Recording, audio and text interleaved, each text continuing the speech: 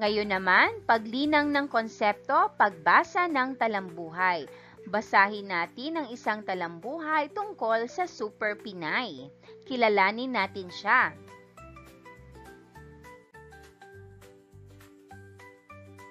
Alam mo ba kung sino ang kauna-unahang Asyana at Pilipinang nakatapos ng medisina sa Harvard University? Siya ay walang iba kundi si Dr. Fe Del Mundo. Isinilang siyang noong Nobyembre 27, 1911 sa Intramuros, Maynila. Siya ay isa sa mga 8 anak ni Bernardo Del Mundo na isang kilalang abogado sa Marinduque at ni Paz Villanueva. Narito ang mahahalagang impormasyon ng kanyang buhay. Edukasyon. Nag-aral siya ng medisina sa Philippine College of Medicine sa Universidad ng Pilipinas o UP at nagtapos ng may karangalan noong 1933. Pagkatapos nito, siya ay nakakuha ng scholarship na ibinigay ni Pangulong Manuel Quezon at nagpatuloy ng pag-aaral sa Harvard University sa Estados Unidos. Ito ang unang pagkakataon na isang Pilipino ang nakapagtapos sa Harvard Medical School.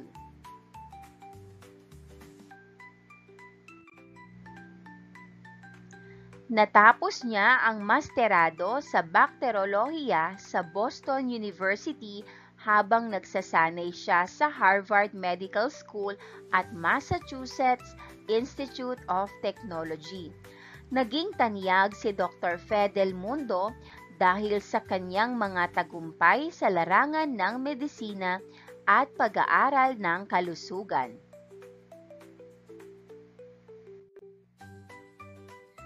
Pagsisilbi sa komunidad. Siya ay naging tagapagtatag ng Children's Medical Center sa Quezon City noong 1957. Ang ospital na ito ay naging sentro ng pag-aaral ng pediatrician at pangangalaga sa kalusugan ng mga bata. Dahil sa kanyang mga kontribusyon sa kalusugan ng mga bata, kinalala siya bilang ina ng pediatrician sa Pilipinas. Pagsiklab ng ikalawang digmaang pandaigdig.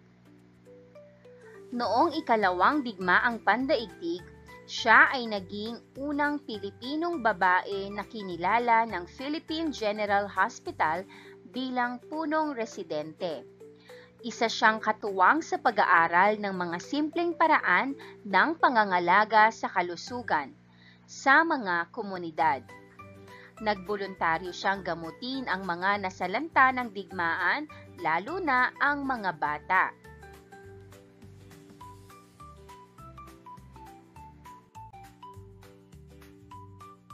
Sumanib siya sa International Red Cross noong 1941 pagbalik niya mula sa Amerika bago sumiklab ang ikalawang digmaang pandaigdig. Siya ay nakaimbento rin ng incubator na yari sa kawayan na hindi na kailangan ng kuryente upang magamit. Dinisenyo niya ito upang magamit sa mga pamayanang wala pang elektrisidad.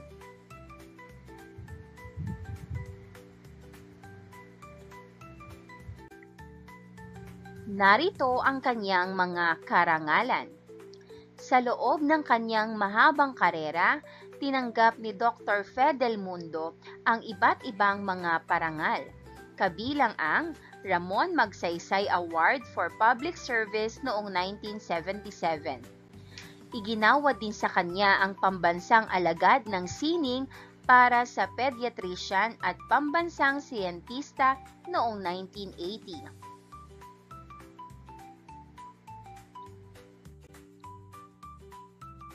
Noong 2010, pinarangalan siya ng Order of Lacandula bilang bayani.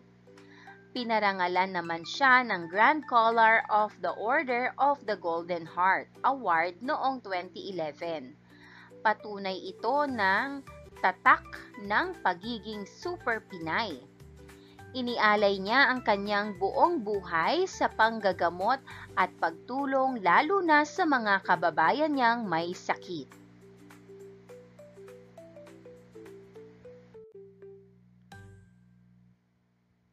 Ang buhay ni Dr. Fe del Mundo ay nagpakita ng kanyang malalim na pagmamahal sa medisina at sa kapakanan ng mga bata. Ang paniniwala niya sa buhay ay, kung ano ang ibigay mo sa mundo, ang pinakamagandang bagay na mayroon ka, ay asahan mong babalik sa iyo ang magandang bagay dito sa mundo.